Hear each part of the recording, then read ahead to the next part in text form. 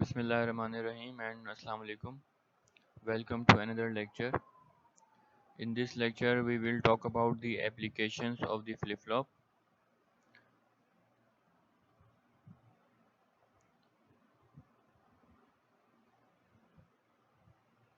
So there are generally three applications of the flip-flop which we will discuss in this lecture. The first and very common application is the data storage application, or what we call registers. The second common application of the flip-flops is the frequency division, and the last one but not the least one, the counters और counting application. तो जो flip flops हैं वो इन तीन major categories में use होते हैं, बहुत पॉपुलर है. डेटा स्टोरेज जैसे कि रजिस्टर्स में यूज़ होते हैं, फ्रीक्वेंसी डिवीजन पर्पस के लिए यूज़ होते हैं, और काउंटर्स में यूज़ होते हैं. तो starting with the data storage. Now, when you're dealing with the digital systems, a very common requirement in a digital system is to store the bits. And normally the bits are often grouped, like we have a parallel data bus. तो bits को save करना एक बहुत common requirements है, और अमूमन bits जो हैं वो ग्रुप की शक्ल में होती हैं. जैसे कि कंप्यूटर्स के अंदर we have parallel data bus होती है, तो 8 बिट्स जो हैं या 16 बिट एक साथ सेव करनी है. इस चैप्टर में अभी तक हमने देखा है कि फ्लिप फ्लॉप जो है वो एक बेसिक डेटा स्टोरेज डिवाइस है या एलिमेंट है that can store one bit at a time. One या ज़ीरो को वो सेव कर सकता है. तो जो बेसिक डेटा स्टोरेज डिवाइस है is basically known as a register. Register is one of the basic example of a data storage जो कि कलेक्शन ऑफ फ्लिप फ्लॉप को यूज़ करता है in order to store a set of bits. क्योंकि एक flip flop एक bit को save करता है, तो अगर हम मल्टीपल फ्लिप फ्लॉप्स यूज़ करें एक साथ, तो we can save multiple bits और a group of bits. We can save multiple bits or group of bits. So if you want to store n bits of word, for example, let's suppose 8 bit of word, you need n number of flip flop, that is 8 numbers of flip flop to because cascading n flip flop, one can store n bits of information. अगर आपके पास n bit का word size है, तो आपको n number of flip flop चाहिए होंगे. जितनी bits आपको एक वक्त में सेव करनी है, आप उतने ही फ्लिप फ्लॉप को कैस्केड करेंगे. तो such arrangement is known as the n bit registers. So n is the number of bits you want to save. So we will now look forward for an example of cascading 3D flip flop. अच्छा, flip flop आप जे के use कर सकते हैं, D flip flop use कर सकते हैं. तो first example is shown with using D flip flop, and it is used to store the 3 bits जो कि B1, B2 और B3 से लेबल की गई हैं. So it will be a 3 bit register. So this is an example of a 3 bit register using the D flip flop. Here you can see the D input is used to take the binary bits, and Q is the output which will hold the incoming stream of bits.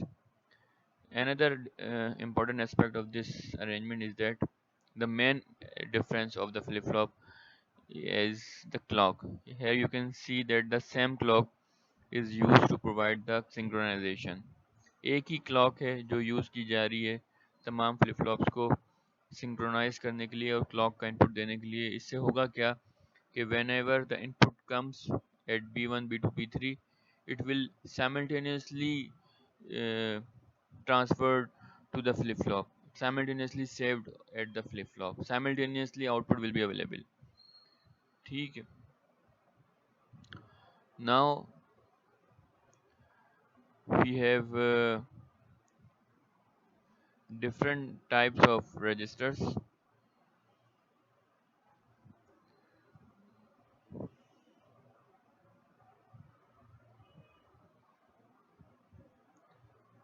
Data stored in the registers can be moved stage wise within the registers.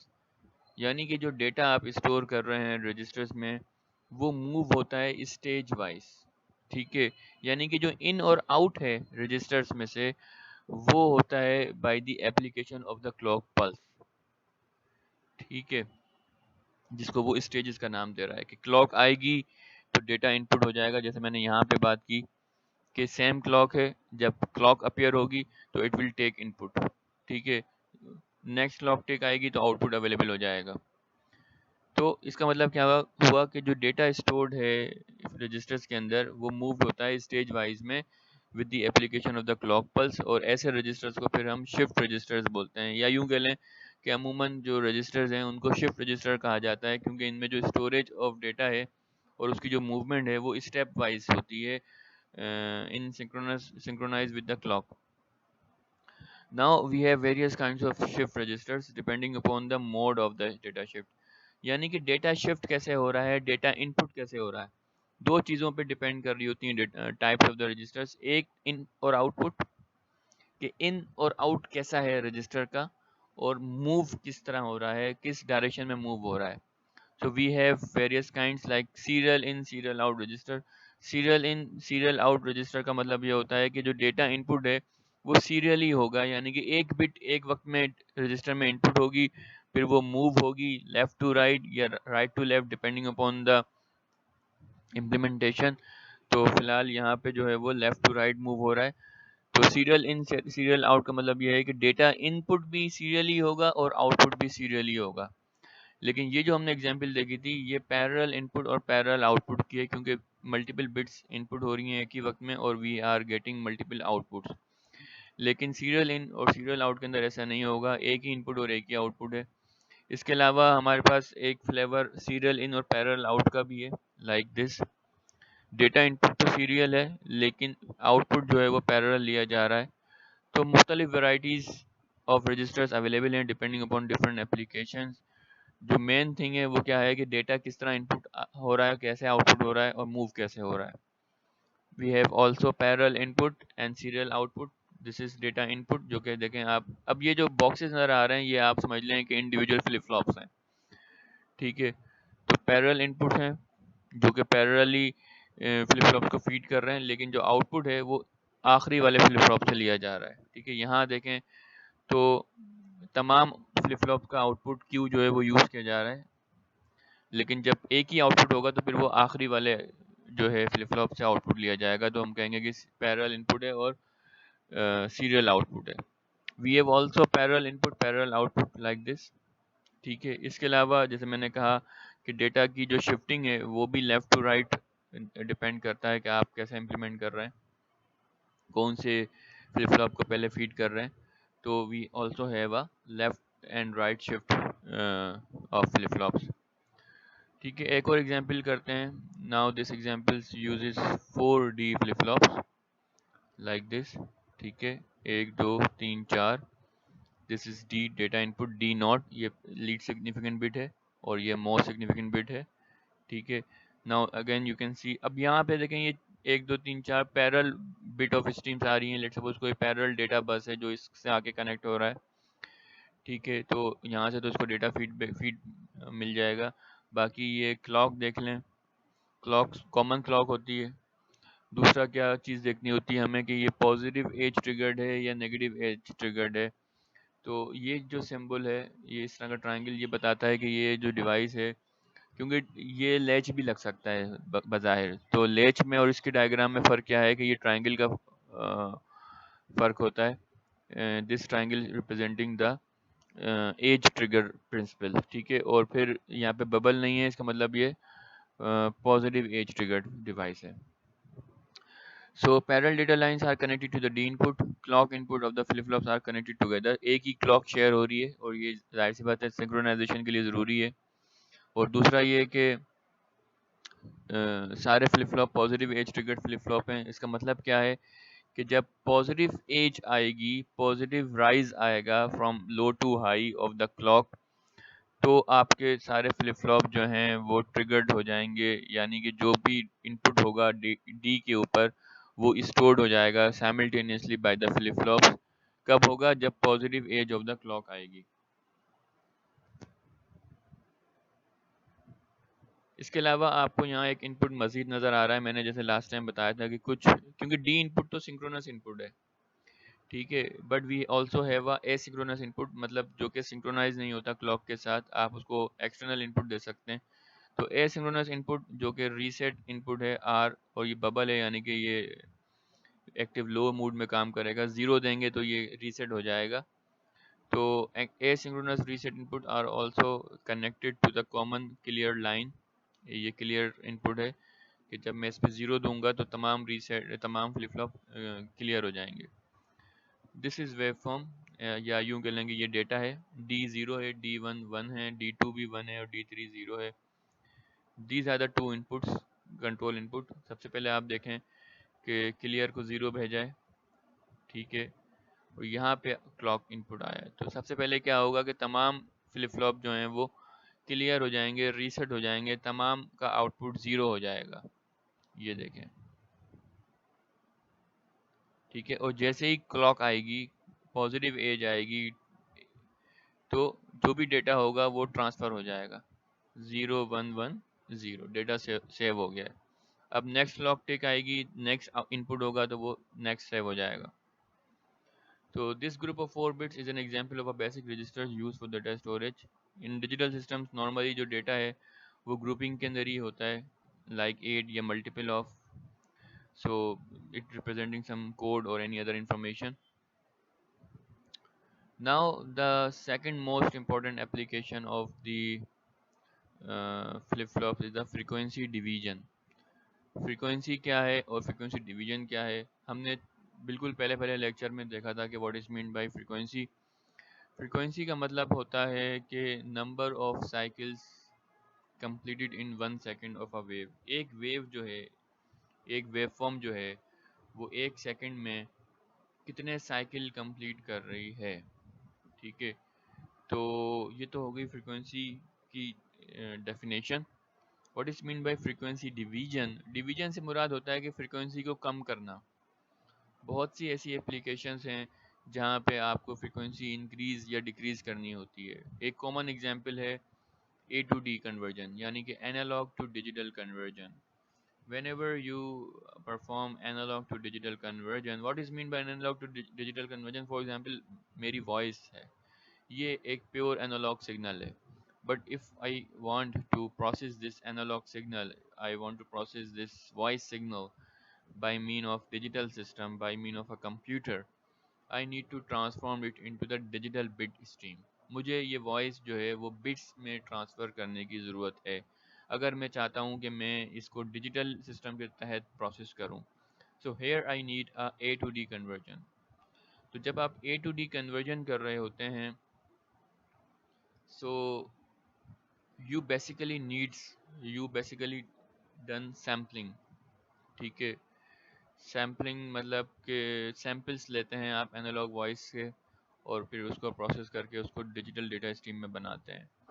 तो ये वो मौका होता है कि जहां आप यहाँ पे जो सैम्पल्स हैं वो कितनी दफ़ा लेने हैं, ठीक है। हो सकता है आप कम ले लें, आपको सैम्पल्स बढ़ाने पड़ें, हो सकता है आप ज़्यादा सैम्पल्स ले लें, आपको कम करने पड़ें।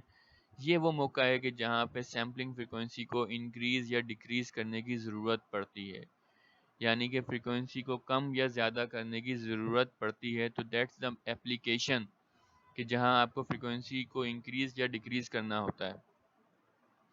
तो फ्रीक्वेंसी डिवीजन से मुराद बेसिकली फ्रीक्वेंसी को डिक्रीज़ करने से है कि अगर फ्रीक्वेंसी ज़्यादा है और आप कम करना चाहते हैं तो आप फ्लिप फ्लॉप का इस्तेमाल करके ये काम कर सकते हैं for a digital square wave. Another common application of the flip-flop is dividing, यानी कि reducing the frequency of the periodic waveform. It is implemented with the D और JK flip-flop connected in a toggle mode. यानी कि ये जो frequency division है ये कैसे आप इम्प्लीमेंट कर सकते हैं, ये आप D और JK flip-flop का इस्तेमाल करके इम्प्लीमेंट कर सकते हैं, लेकिन याद रहे कि ये दोनों जो हैं वो टॉगल मोड में ऑपरेट करेंगे। अब JK फ्लिप फ्लॉप तो मैंने बताया था कि टॉगल मोड क्या होता है। टॉगल मोड से मुराद ये है कि अगर प्रेजेंट स्टेट फ्लिप फ्लॉप की सेट है तो नेक्स्ट क्लॉक टिक के ऊपर वो रीसेट हो जाएगा। ठीक है, रीसेट है तो फिर सेट हो जाएगा। तो set reset, this is known as a toggle mode. ठीक है, सो जे K flip flop toggle mode में कैसे ऑपरेट होता है? अगर आप दोनों इनपुट्स को 1 का इनपुट देते हैं, हाई इनपुट देते हैं, तो जे के फ्लिप फ्लॉप तो टॉगल मोड में ऑपरेट हो जाएगा। डी फ्लिप फ्लॉप कैसे ऑपरेट होता है टॉगल मोड में? If you connect Q complement back with the D, you will come up with a D flip flop operating in a toggle mode। और JK का तो आपको पता है कि दोनों को हाई देते हैं। This is what I mean। You have D flip flop, D का जो D इनपुट है वो Q डैश से कनेक्ट है और बाकी JK जो है वो हाई से कनेक्ट है, तो ये टॉगल मोड कहलाता है। ठीक है जनाब, अगर आप ऐसे कनेक्ट करेंगे तो जो Q आउटपुट आपको अचीव होगा, Q output is basically the square wave with 1/2 the frequency of the clock input। Basically frequency division में हम करते क्या है कि अगर मुझे किसी सिग्नल या स्क्वायर वेव की फ्रीक्वेंसी कम करनी है तो वो मैं एज अ क्लॉक इनपुट देता हूँ, यानी कि उस वेव फॉर्म को एज अ क्लॉक इनपुट देता हूँ। तो जो क्यू आउटपुट है will be will be the square wave but having the frequency half of the clock input।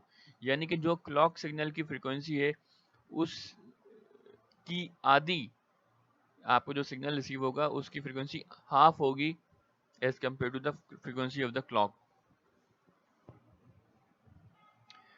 एक जो फ्लिप फ्लॉप है, अगर आप एक फ्लिप फ्लॉप इस्तेमाल करते हैं चाहे डी या जे के, तो it will divide the frequency by 2। यानी कि अगर आपकी frequency let suppose 40 kilo hertz है क्लॉक सिग्नल की, और आप उसको डी फ्लिप फ्लॉप को देते हैं या जेके को देते हैं, तो जो आउटपुट पे फ्रीक्वेंसी मिलेगी क्यू वेव फॉर्म की वो 40 हो जाएगी। This is illustrated in this figure. ठीक है, अज्यूम कर रहे हैं कि हम अब क्योंकि एक ही आउटपुट कंसर्न करना है क्यू, ठीक है, तो दोनों तरीकों से इम्प्लीमेंट कर सकते हैं, डी से भी या जेके से भी। तो दिस इज क्लॉक फ्रीक्वेंसी और ये पॉजिटिव एज है। ठीक है, और हम अज्यूम कर रहे हैं कि इनिशियली रीसेट थे, तो जब पॉजिटिव एज आई तो क्यू जो है वो सेट हो गया।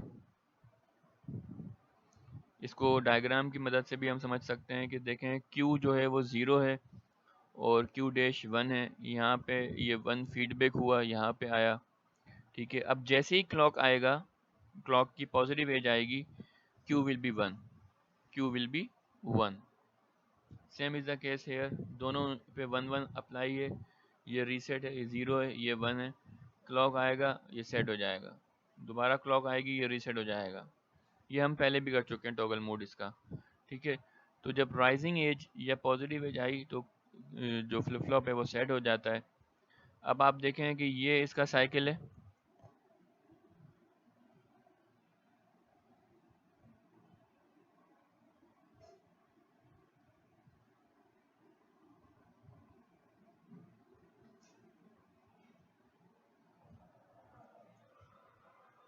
This is one cycle. ठीक है, ये यहाँ पे कंप्लीट होता है और यहाँ पे नेक्स्ट एज आती है। तो फर्स्ट टाइम जब पॉजिटिव एज आई तो फ्लिप फ्लॉप सेट हो गया, और नेक्स्ट जब एज आएगी तो इट विल बी रीसेट। ठीक है, अच्छा फ्रीक्वेंसी आधी कैसे हो गई? अगर आप यहाँ पे पल्सेस को काउंट करेंगे, this is 1 pulse, this is second pulse, this is third, fourth, fifth, sixth, 7, 8, 9, 10।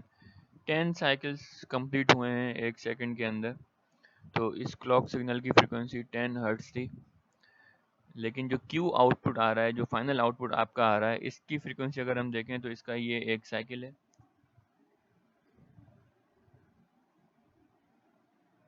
This is 1 cycle, this is another cycle. तो साइकिल नंबर 1, लेकिन साइकिल पूरा होता है, आप ये नहीं कह सकते कि ये एक है और ये दूसरा है, नहीं। तो this is 1, this is second, third, fourth and fifth. तो fifth is half of the 10 hertz. ठीक है, तो this is how a frequency is divided. Cascaded frequency division क्या है कि अगर आपको मजीद फ्रीक्वेंसी डिवाइड करनी है, क्योंकि एक फ्लिप फ्लॉप का इस्तेमाल करके आप आधी कर सकते हैं फ्रीक्वेंसी, एक फ्लिप फ्लॉप मजीद लगा देंगे तो 1/4 हो जाएगी। तो अगर 2 लगाएं तो 1/4, 3 लगाएं तो 8 से डिवाइड हो जाएगा, 4 लगाएं तो 16 से डिवाइड हो जाएगी frequency. Further division of the clock frequency can be achieved by using the output of one flip-flop as a clock input for the second flip-flop. What is this is saying? ये कह रहा है कि अगर आपके पास एक फ्लिप फ्लॉप है तो वो क्या कर रहा है, वो इस क्लॉक की फ्रीक्वेंसी को आधा कर देता है।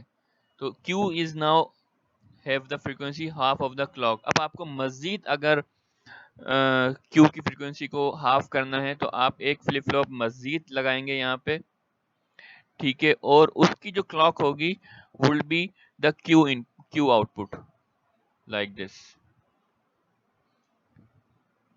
द फ्रीक्वेंसी या output of the Q A output is divided by the second flip flop. Further frequency division is achieved if you use the output of one flip flop as the clock input for the second. तो second क्या करेगा, वो पहले वाले output की जो frequency है उसका भी आधा कर देगा। तो क्यू बी आउटपुट जो है वो 1/4 हो जाएगा of the frequency of the original clock. अगर क्लॉक इनपुट 80 किलोहर्ट्ज है तो क्यू जो है, क्यू ए जो है वो 40 हो जाएगा, और फिर क्यू ए जो है वो एज अ क्लॉक इनपुट मिलेगा फ्लिप फ्लॉप बी को। तो फ्लिप फ्लॉप बी जो है वो आउटपुट प्रोड्यूस करेगा क्यू बी, जिसकी फ्रीक्वेंसी होगी 20 kilohertz. This is what I am saying. ठीक है, तो यहाँ देखें कि ये वही पुरानी वाली अरेंजमेंट है, ये डी है, ये कनेक्ट हुआ है क्यू डैश ए से, यानी कि ए फ्लिप फ्लॉप से, ये इसको मेन क्लॉक का इनपुट मिल रहा है, लेकिन जो इसका आउटपुट है वो वो सर्व हो रहा है as a clock for the next flip flop, अगर आपको फर्दर डिवीजन करनी है।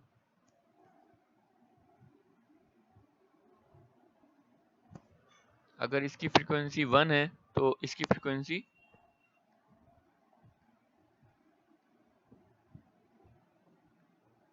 1/2 हो जाएगी, और इसकी फ्रीक्वेंसी अगर 1/2 है तो ये 1/4 हो जाएगा।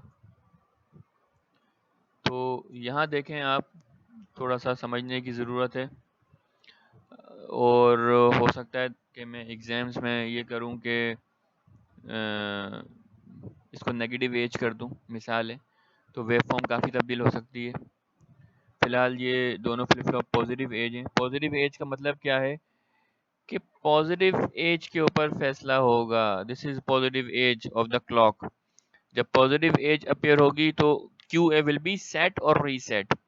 ये देखें, ये एरो से भी इंडिकेट किया हुआ है। लेकिन क्यू ए के लिए जो क्लॉक है वो ये वाली है, लेकिन क्यू बी के लिए जो क्लॉक है वो क्यू ए है। तो हम पहले क्यू ए की वेव फॉर्म देख लेते हैं। दिस इज पॉजिटिव एज, तो the flip flop will be set. दोबारा जब पॉजिटिव एज आएगी, दिस इज, इस पे फैसला नहीं होगा, क्योंकि ये तो फॉलिंग एज है। अगर negative as triggered flip flop होता तो फिर यहाँ फैसला हो रहा होता। तो पॉजिटिव एज के ऊपर सेट हो गया, दोबारा पॉजिटिव एज आई तो रीसेट हो गया, फिर पॉजिटिव एज आई तो सेट हो गया, फिर नेगेटिव एज, दोबारा पॉजिटिव एज आई तो रीसेट हो गया। इसी तरीके से चला ये। दिस इज, तो क्यू ए फॉर्म हो गया। अब क्यू ए फॉर्म, अब आप देखें इसमें पल्सेस की तादाद 1 2 3 4 5 6 7 8 9 10 11, 1 2 3 4 5 और ये 6। ठीक है, तो अब जो क्यू बी है, क्यू बी जो वेव फॉर्म है वो जो है will be the even half of the Q ए, इसकी पॉजिटिव एज यहाँ है, ठीक है, दूसरी पॉजिटिव एज यहाँ है, ठीक है। तो यहाँ पे ये सेट हो जाएगा, फिर सेट रहेगा, जब दूसरी पॉजिटिव एज आएगी तो ये रीसेट हो जाएगा। This is called toggle mode. फिर पॉजिटिव एज आई तो सेट हो गया, फिर पॉजिटिव एज आई तो रीसेट हो गया। तो इसकी फ्रीक्वेंसी कितनी हो गई, 1 2 3 4 5, sorry,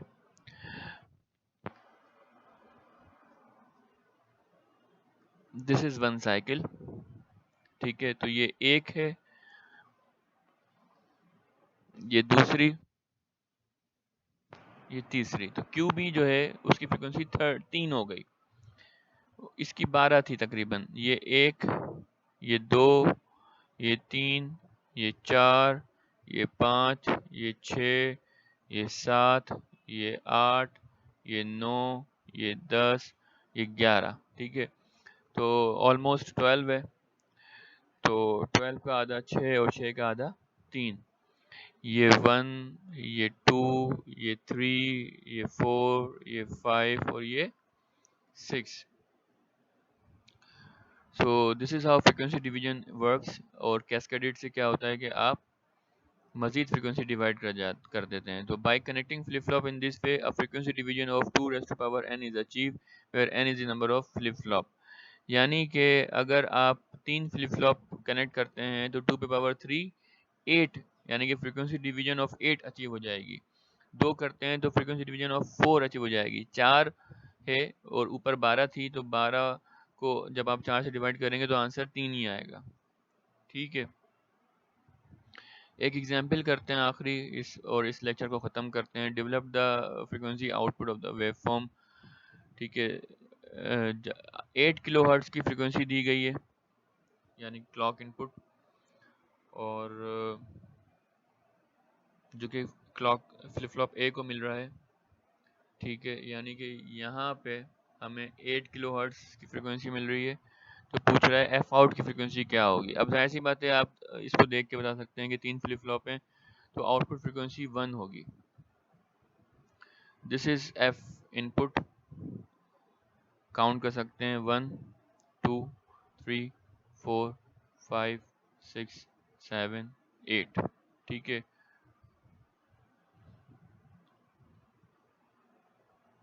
Since these are the positive edge triggered flip flop, the output changes on the positive edge.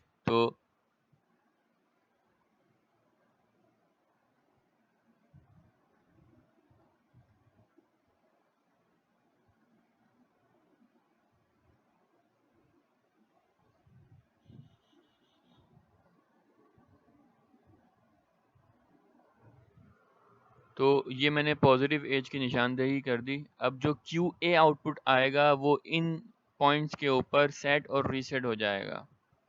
ये देखें, दिस इज सेट, यहाँ पर रीसेट, फिर सेट, फिर रीसेट, फिर सेट, फिर रीसेट, फिर सेट, फिर रीसेट, फिर सेट,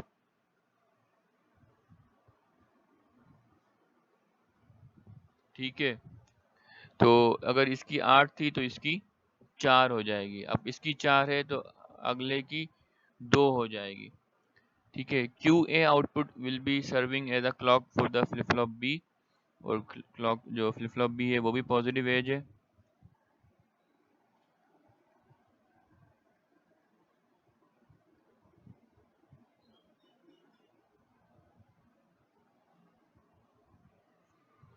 तो मैंने यहाँ पर भी पॉजिटिव एज की निशानदेही कर दी है, यानी कि this is the point where Q B output will be set और रीसेट। ये देखें, set reset, set reset.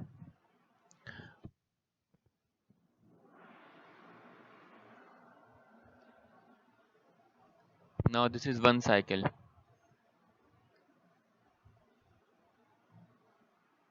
This is second cycle. तो इसकी फ्रीक्वेंसी अब सिर्फ 2 हर्ट्ज रह गई है। Now Q B will be as serve as a clock for the C flip flop. These are only the two edges, so it will be set here and reset here. So this wave has only one cycle. तो output पे जो waveform आ रही है उसकी frequency 1 kilo hertz ही है। So that's come to the end of this lecture. Last lecture हमारा रह गया है, उसके अंदर हम काउंटर्स को पढ़ेंगे इंशाल्लाह ताला।